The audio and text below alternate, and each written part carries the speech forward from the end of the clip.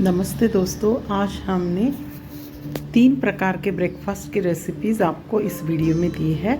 हर दिन क्या बनाएं, ऐसे 6 दिन के 6 रेसिपीज़ हमने बनाए हैं, लेकिन यहाँ पर हम 3 देंगे और पार्ट 2 में 3। तो यहाँ पर पहली रेसिपी है पोहा, जो बहुत आसान रेसिपी है। इसमें 15 मिनट के लिए मोटा पोहा लेना है और उसको भिगा कर रखना है, बाद और सब्जियाँ काट कर रखना है जो हमको डालना है। यहाँ पर हमने एक कढ़ाई ली है, उसमें तेल डाला है और तेल डालने के बाद उस पर अब हम एक एक करके राई, जीरा, बेसिक मसाले डालकर हम हमारा पोहा तैयार करेंगे।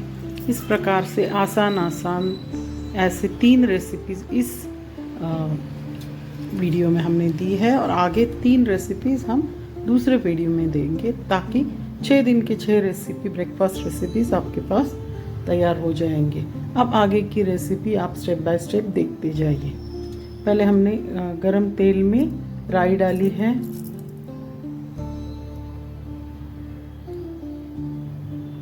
जैसे ही राई तड़कने लगे फिर हम जीरा डालेंगे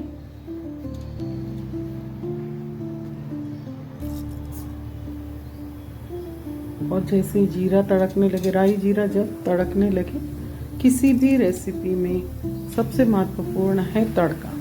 और तड़का देना एक प्रैक्टिस से आ जाता है। जैसे ही गरम तेल हो जाए तभी हम राई जीरा डालकर, अब देखिए राई और जीरा तड़कने लगा है। बहुत ही आसान पोहा की रेसिपी है, बस 5 मिनट में बन जाती है। 10 मिनट आप तैयारी कर लीजिए। जो वेजिटेबल्स लेना है, प्याज, टमाटो, हरा धनिया, मिर्च, सब कुछ काट कर रखिए। फ्रोज़न वेजिटेबल्स भी आप यूज़ कर सकते हैं। अब हमने यहाँ पर हरी मिर्च डाली है, थोड़ा सा कड़ी पत्ता डाला है, थोड़ा सा हरी धनिया डाली है, ताकि वो उसका स्वाद इसमें तड़के में आए। उसके बाद हमने एक प्याज कट कर लिया था, वो प्याज डाला है। उसको अच्छे से भूनेंगे, बहुत ज़्यादा भूनना नहीं है, मीडियम भूनना है। और ये भूनने के बाद थोड़ी देर हिलाते रहेंगे और उसके बाद फिर आगे के स्टेप में एक एक वेजिटेबल हम डालेंगे।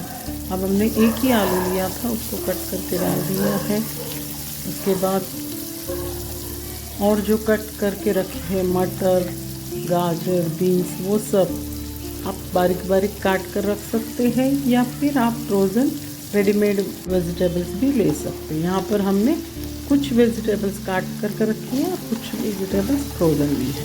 इस प्रकार से सारी सब्जियाँ डाल देंगे। फिर एक मुट्ठी फली का दाना डालना है। महाराष्ट्रियन रेसिपी है ये poha, quick and easy recipe है ये। Easy recipes for busy people, इस प्रकार की ये रेसिपीज़ है। जल्दी जल्दी बन जाएंगी, फटाफट बन जाएगी। आप अगर हर दिन क्या बनाना है इसकी बहुत ज़्यादा सोचने की आवश्यकता नहीं। हर दिन एक एक मेनू आप डिसाइड कीजिए और 6 दिन की 6 ब्रेकफास्ट बनाइए। इस वीडियो में हमने केवल 3 रेसिपी दी है और दूसरे पार्ट में हम 3 रेसिपी देंगे। इस प्रकार से 6 दिन के 6 रेसिपी होंगे। नाश्ते के हम कितने सारे, बहुत सारे प्रकार बना सकते हैं। झटपट और आसान जो बनेंगे वो हमने दिए। अब आगे का फिर संडे स्पेशल नाश्ता, ऐसे अलग अलग वैरायटी से हम देंगे। अभी फ़िलहाल जो 15 मिनट के लिए जो पोहा हमने भिगा कर रखा था वो भी डाल देना है और उसको भी अच्छी तरीके से मिक्स कर लेना है। और उसको पूरी तरीके से मिक्स करने के बाद अब उसको हम, जब हमने तड़का दिया था वेजिटेबल्स के बाद, हमने इसमें थोड़ी सी हल्दी डाली है, शक्कर और नमक डाल दिया है। अब पोहा अच्छे से मिक्स हो चुका है। अब पूरी तरीके से देखिए कि कितना प्यारा सा कलर आ गया है, पीले कलर का पोहा तैयार है। अब इसको ढक कर रखेंगे।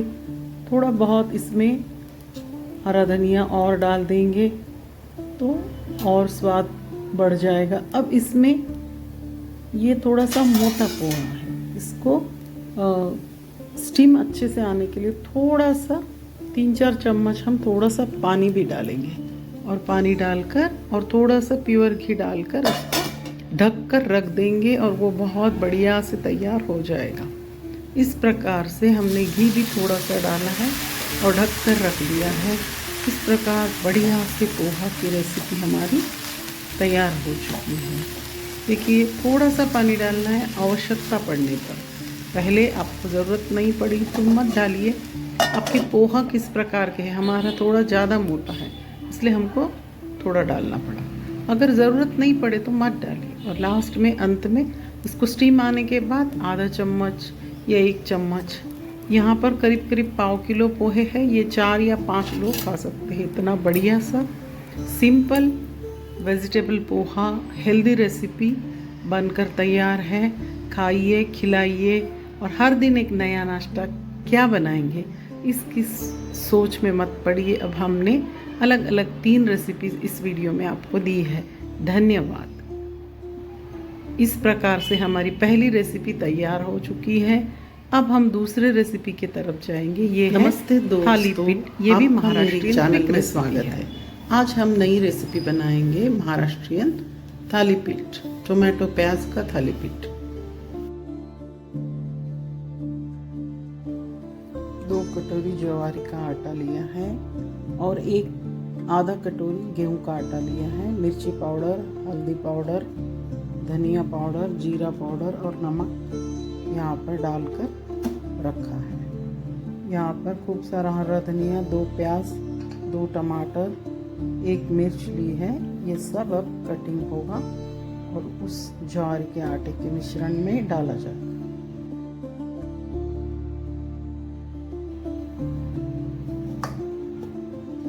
यहाँ पर आटा रखा है। अब एक एक सब्जी काट कर हम उसमें डालेंगे।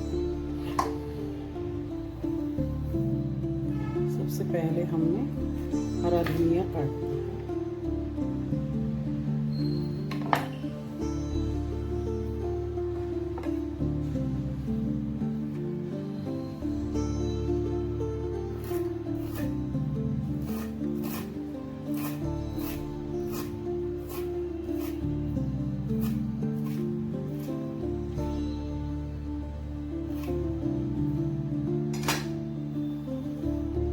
सारा हरा धनिया उसमें डाल देना है।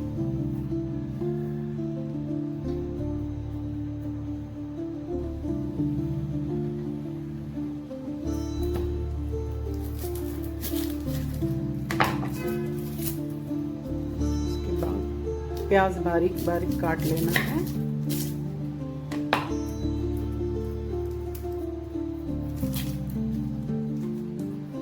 ये आप चॉपर से भी कर सकते हैं या फिर चाकू से भी बारीक बारीक काट सकते हैं, आपकी मर्जी है।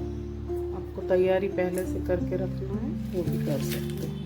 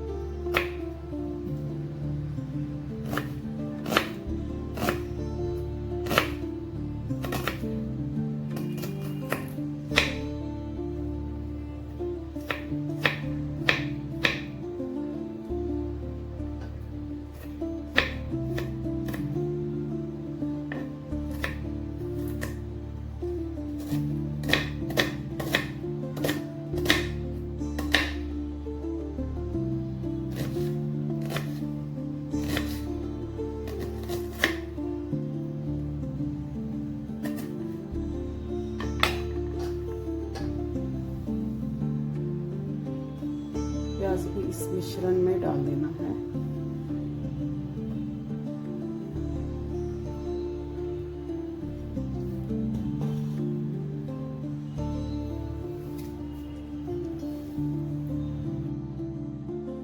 अभी हमने और एक प्याज लिया है, उसका छिलका उतार कर साइड से कट करके बारीक बारीक कट करके ये भी उसमें डालना है।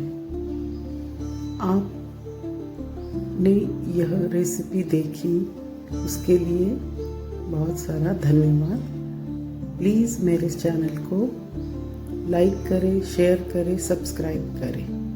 अब यहाँ पर हमने उसके छिलके एक अलग बर्तन में रख दिए ताकि यहाँ पर अपना प्लेटफॉर्म ठीक ठाक रहे। अब फिर से बारीक बारीक काटना है प्याज को।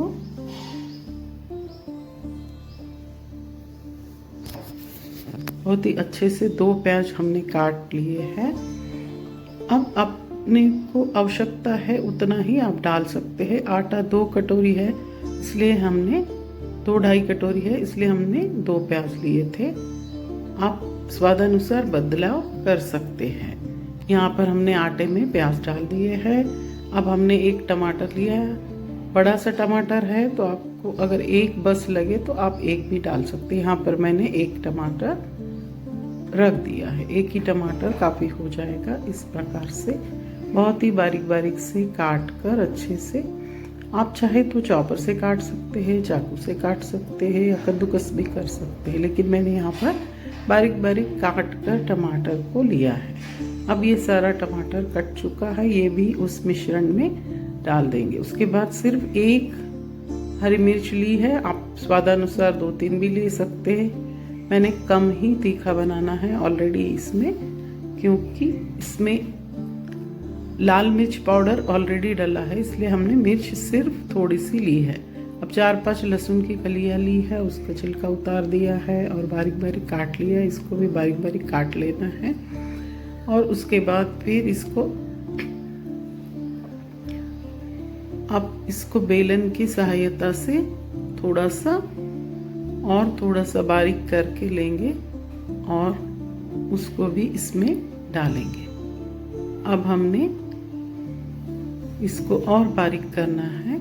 इसकी आसानी से हम बारीक कर सकते हैं बेलन की सहायता से। तो हमने यहाँ पर बेलन लिया और उसकी सहायता से एकदम बहुत बारीक नहीं, दरदरा सा कूट कर रखना है और उसी को भी, अब ये हो गया है। बेलन 2-3 बार चलाओ तो हो जाएगा। इसको अच्छे से बनाना है, सॉफ्ट नहीं करना है, दरदरा सा ही कूटना है। फिर ये लहसुन भी उसी में जाएगा।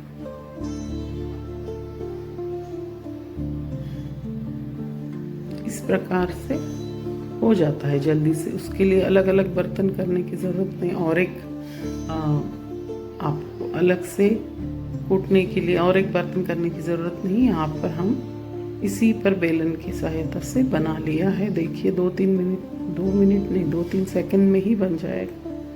और यहाँ पर हमने डाल दिया। अब हमारा पूरा मिश्रण तैयार हो चुका है। अब इस मिश्रण को हम मिक्स करेंगे। आवश्यकता पड़ने पर हम थोड़ा सा पानी डालेंगे। सब्जियों में पहले तो सब्जियों में ही गूंथने की कोशिश करेंगे। सब्जियों से जितना मिक्स हो सकता है उतना मिक्स कर लेंगे और देखेंगे हाथ से मिक्स कर लेना। हाथ हम पहले ही धो लेते, जो भी रेसिपी बनाना है उसके पहले, सबसे पहले हम हाथ धो लेते हैं। तो इसमें हाथ से मिक्स करने में कोई बात नहीं है। तो यहाँ पर हमने अब ये मिक्स कर लिया है। थोड़ा थोड़ा आवश्यकता पड़ने पर थोड़ा थोड़ा पानी डालकर उसका एक गाढ़ा सा मिश्रण तैयार कर लेना है। अब हम उसकी प्रोसीजर पूरी करेंगे। अब हमने केवल मिक्स कर लिया है, अंदाजे से थोड़ा थोड़ा सा पानी डालेंगे और इसको मिक्स करके अच्छे से रख देंगे।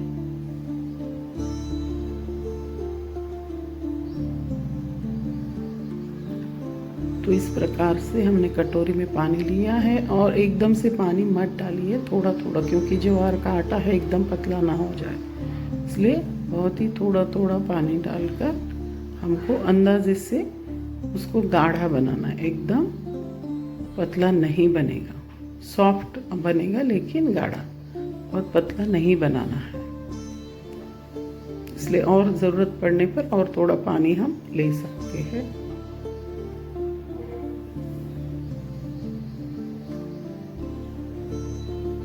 थोड़ा थोड़ा ही पानी डालकर बनाना है।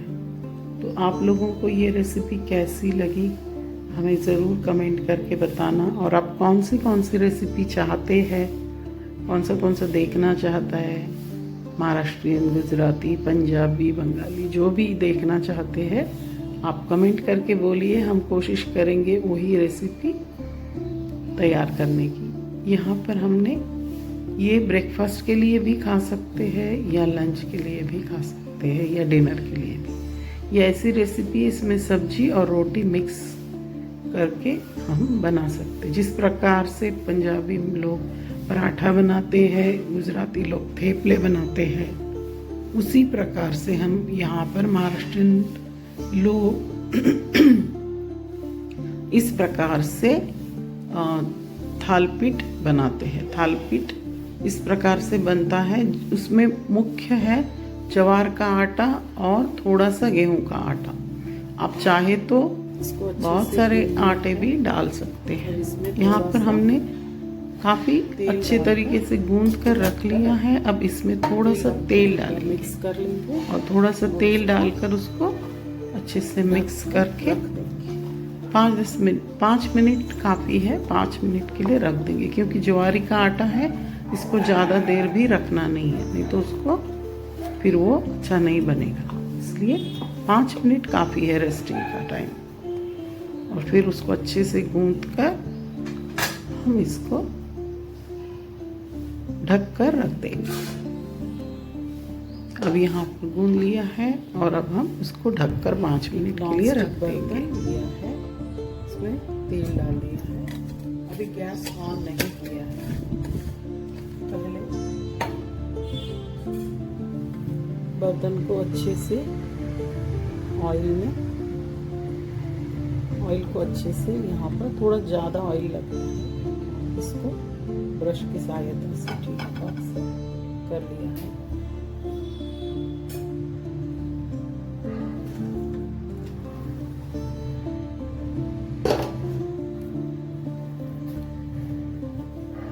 जो भी ये थालपीठ का ज्वारी का आटा और गेहूं का आटा का मिश्रण है, उसको इस प्रकार से राउंड गोला कर लिया है। अभी तो तवा ठंडा है, ये नीचे प्लेटफॉर्म पर रख कर भी कर सकते हैं, कोई बात नहीं, क्योंकि ये गर्म नहीं है। ठंडे तवे पे ही करना है। जब भी आप ये थालपीठ बनाओ तो गर्म तवा नहीं चाहिए, पहले ठंडा रखेंगे। और पूरा ये बनने के बाद इसको बेलने की आवश्यकता नहीं है। तेल और इसके सॉफ्टनेस से हाथों से ही बन जाता है। यही इसकी मोनोपोली है, ये इसका एक विशेषता है। ये जो महाराष्ट्रियन लोगों का खाना है, इसमें ये इस प्रकार से बनता है और खूब सारा तेल लगता है इसको। और यहाँ पर ऐसे उंगलियों से सुराख किए जाते हैं या ऐसे छेद करना है। बाद में उसको आवश्यकता पड़ने पर उसमें भी आप तेल थोड़ा थोड़ा डाल सकते हैं। अब जैसे ही ये पूरा तैयार हो गया है, अब इसको गैस ऑन करके इसको अच्छे से सेक लेंगे। ये 5 मिनट में 6 मिनट में बन जाएगा। दोनों तरफ से अच्छे से सेक लेना है। हम गैस ऑन कर देते हैं। अगर एक साथ सब लोगों को, बहुत सारे लोग खाने के लिए बैठे हैं, 1-2 तवे रखना है। एक गैस पर एक तवा, एक ठंडा होने के बाद ही हम इसको लगा सकते हैं। अभी ये पकेगा मीडियम आंच पर। इसको थोड़ा सा, जैसे उसकी थोड़ी थोड़ी आवाज़ आने लगे तक इसको ढक्कन लगाना है।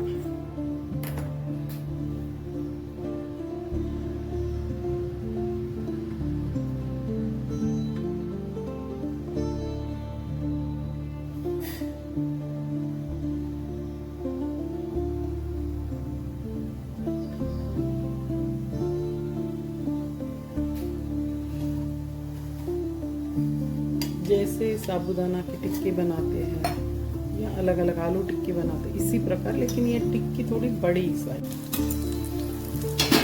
जैसे वो सूखने लगे, थोड़ी देर ढक कर रख दो और उसके बाद देखिए कैसे अच्छे से सीख कर तैयार हो जाएगा। यहाँ पर हमारी दूसरी रेसिपी जो भी महाराष्ट्रियन ही है, वो है थालीपीठ। प्याज और टोमेटो का थाली पीठ भी तैयार हो चुकी है और गर्मा गर्म थाली पीठ यहाँ पर तैयार है। दूसरे दिन की रेसिपी है, ये बहुत ही हेल्दी रेसिपी है। इस प्रकार से ये गर्मा गर्म थाली पीठ वाली रेसिपी तैयार हो चुका, थाली पीट बनकर तैयार दूसरा दिन हो चुका है, पूरा हो चुका। गरम गरम। अब तीसरे दिन के लिए हमने एक नई और स्ट्रीट स्टाइल रेसिपी चुनी है, वो है बन मस्का और चाय। तो यहाँ पर हमने रेडीमेड जो बन मिलते हैं गेहूं के, वो लिए हैं, काट कर उसको मक्खन अंदर से लगा दिया, काफ़ी मक्खन लगा दिया है, वो पाव रेडी करके रखे हैं। उसके बाद यहाँ पर हैदराबाद का प्रसिद्ध है नीलोफर कैफ़े, और उसका ही एक चाय जो ईरानी बन मस्का बनाते हैं, उसी प्रकार ये ईरानी चाय है। सिंपल चाय है, चाय तो चाय ही है, लेकिन उसका नाम ईरानी चाय है स्पेशल।